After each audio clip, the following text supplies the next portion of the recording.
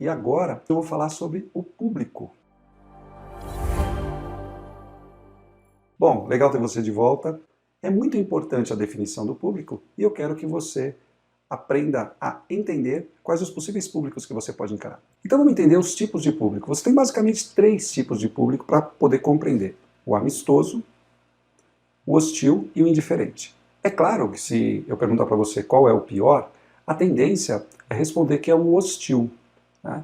Mas a gente vai ver alguns exemplos. Então, por exemplo, o amistoso é o melhor, lógico, deles, né? Por quê? Porque normalmente esse público está amistoso por quê? Ou porque ele foi lá te assistir em algum lugar, então ele te admira, foi assistir uma palestra sua, uma aula, etc. Existe o público amistoso, que é o cara que te recebeu na empresa, mas ele pediu para você ir até lá. Então, ele está receptivo, ele está interessado naquilo que você vai falar. Então, isso faz muita diferença. Então, o nível de engajamento dessas pessoas é maior. Já o hostil, embora pareça muito ruim, ele pode ser proveitoso para você aprender, para você pegar muito mais prática para argumentar. Isso pode fazer toda a diferença. Vou contar uma de público hostil que eu peguei que foi muito interessante. Eu era gerente de marketing na Microsoft e eu era gerente do Windows. E lá no começo dos anos 2000, o software livre ele entrou com tudo no mercado.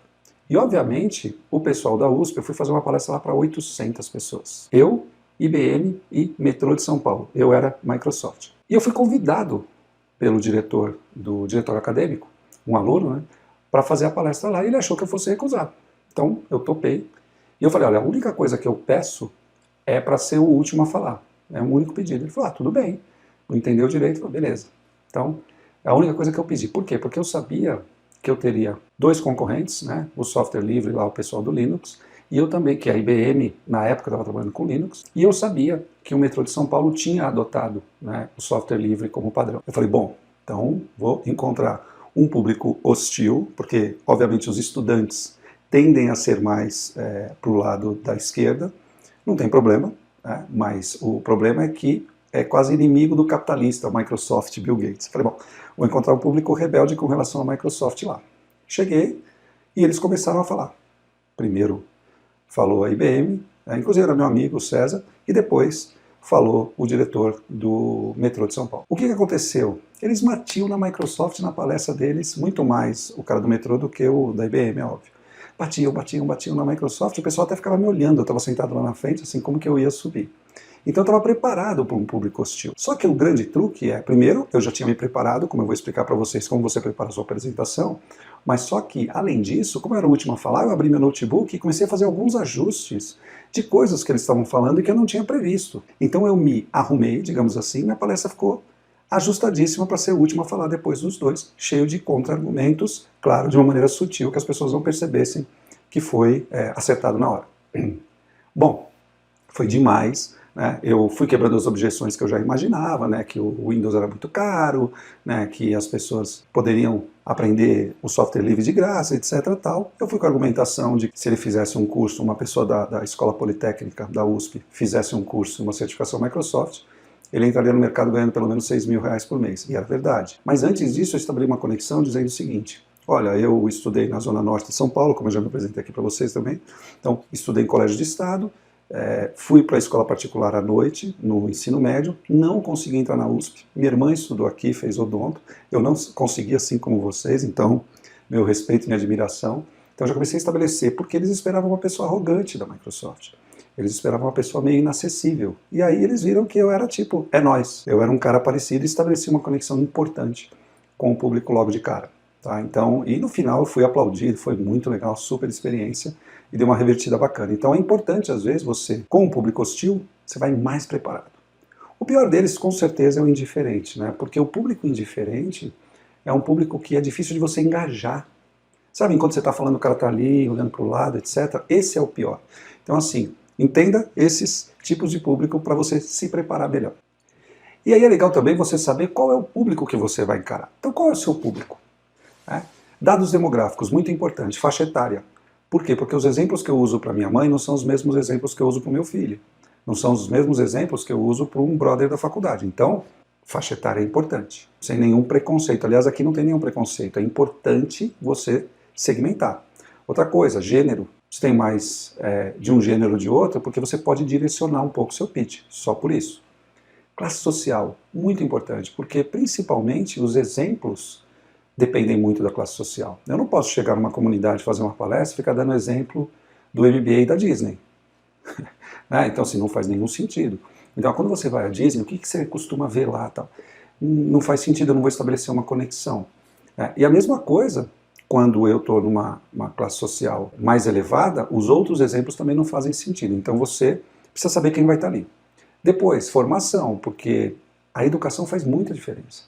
Se eu estou falando com alguém que fez uma universidade importante, eu tenho um linguajar. Se eu estou falando com pessoas que têm pouca escolaridade, eu preciso ser mais didático, eu preciso explicar mais, eu preciso traduzir, às vezes, a palavra forecast. Um exemplo, entendeu? O que é forecast? É previsão, previsão do tempo é forecast. O que é previsão em vendas? Então eu preciso sempre fazer o que a gente chama para nível gerencial de disclaimer, né? Então eu sempre preciso fazer, porque como eu conheço o meu público e sei que é um público de formação um pouco mais baixa, né? Eu já dei treinamento, por exemplo, para Inside Sales, então a formação muito mais de segundo grau, etc. Tal. E já dei treinamento para os caras de cabelo branco que estudaram em Harvard, então tem de tudo, então você precisa adequar. Ocupação. Qual a ocupação que essas pessoas têm? No seguinte sentido, são diretores, são gerentes, são atendentes, eu preciso saber o nível profissional dessas pessoas, porque também os exemplos, os exercícios, o que eu vou dizer, a ordem que eu vou dizer, o próprio conteúdo muda. O segmento, por quê? Porque segmentos têm jargão. Então se eu vou falar com o pessoal de varejo, eu tenho que saber o que é Guelta, eu tenho que saber o que é SPIF, talvez você não saiba, mas se for de varejo você sabe. Se eu falar com o pessoal de seguradora, eu tenho que saber que sinistro não é um cara sinistro. Eu tenho que saber o que é IS, o que é importância assegurada, o que é franquia. Eu tenho jargões. Para advogado eu tenho que saber o que é uma petição. Eu tenho que saber... Então, uma audiência. Né? Então, eu preciso saber por quê. Porque dependendo do segmento vertical com quem eu estou falando, quando eu demonstro... Se você trabalha com seguro, você fala, pô, esse cara conhece seguro. Se você trabalha com varejo, você fala, esse cara sabe varejo. Por quê? Porque eu dei algumas provas de que eu conheço o jargão, e isso estabelece uma conexão. Se você é de seguradora ou de varejo, você estabeleceu uma conexão maior comigo porque eu usei algumas palavras-chave do jargão do seu segmento. Essas pessoas têm filhos ou não? É importante porque vários exemplos você pode citar com filhos. Legal? E ainda você consegue jogar emoção, e é bem bacana. Uma outra coisa muito importante, os qualitativos. Então os dados qualitativos também te colocam numa situação importante. Então, por exemplo, quais as dores desse público que está me assistindo? Quais os desejos dele? Quais as necessidades que esse público com que eu estou falando tem? Porque se eu estabelecer essa conexão, minha história fica muito melhor. Né? O que eles pensam de você que está fazendo a apresentação, de mim, que estou fazendo a apresentação? Tem alguma resistência ao tema que você vai apresentar? Isso é importante, como aconteceu comigo lá na USP. Né? Então eles tinham resistência. Eu vou apresentar no Microsoft, tem resistência. Eu já sabia. Então, você conhecer esses dados qualitativos é muito importante você ter esse mapa. Né? Depois, qual o histórico? Qual o histórico? Será que ele já teve alguma coisa historicamente com a minha empresa? Sim ou não, esse público? Já tiveram uma experiência boa ou ruim? Será que esse público já conhece o tema sobre o qual eu vou falar? Maturidade. Qual é a maturidade dele nesse tema? Ele sabe o que é. Se eu vou falar, por exemplo, sobre LGPD, essa pessoa sabe o que é LGPD? Sabe como se aplica LGPD? Quais são as multas? Quais são as punições? Se eu estiver falando com advogados, eu vou falar de um jeito sobre LGPD. Se eu estiver falando com leigos, eu preciso falar LGPD, a Lei Geral de Proteção a Dados, eventualmente você já tem ouvido falar, e vou lá e explico. É muito importante você ter esses dados qualitativos que vão melhorar sensivelmente a sua apresentação. Beleza? Então aqui foi rapidinho, mas é legal você ter essas coisas sobre o seu público. Checklist mesmo. Idade, né? Todos os dados demográficos possíveis, depois os dados qualitativos, para que você possa respirar e você vai escolher a linguagem, você vai escolher os exemplos, você vai escolher o tom de fala, você vai escolher várias coisas em cima desse público que foi identificado por você. Beleza? Vamos lá.